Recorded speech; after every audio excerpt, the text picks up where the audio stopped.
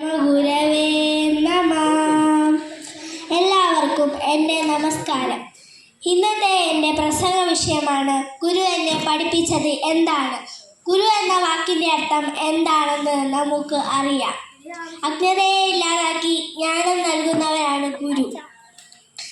മാതാപിതാ ഗുരു ദൈവമെന്നല്ലേ പ്രമാണം. മാതാവും പിതാവും ഗുരുവും ദൈവവും എല്ലാം സാക്ഷാൽ ഗുരുദേവ തൃപ്പാദങ്ങൾ തന്നെയാണ്. മാതാവും പിതാവും നമുക്ക് സ്നേഹവും കരുതലും നൽകി പരിപാലിക്കുന്നു. ഗുരു അറിവും സ്നേഹവും നൽകുന്നു. ദൈവം കരുതലും കാരുണ്യവും സ്നേഹവും നൽകുന്നു.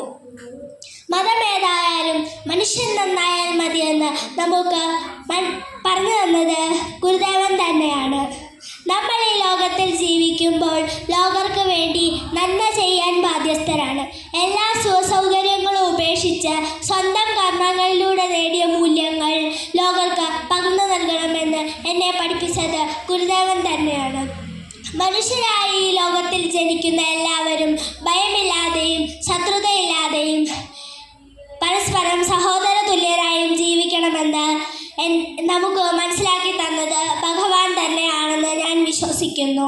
ജാതിമത ഭേദമില്ലാതെ എല്ലാവരും സന്തോഷത്തോടെ ജീവിക്കാൻ ഗുരുദേവ തൃപ്പാദങ്ങൾ നമുക്കായി നൽകിയ കൃതികൾ പഠിക്കുകയും ഭഗവാൻ നൽകിയ സന്ദേശങ്ങൾ ഉൾക്കൊള്ളുകയും വേണം. എല്ലാവർക്കും ഗുരുദേവന്റെ കൃപാകടാക്ഷം ലഭിക്കട്ടെ എന്ന് പ്രാർത്ഥിച്ചുകൊണ്ട് എൻ്റെ വാക്കുകൾ നിർത്തുന്നു.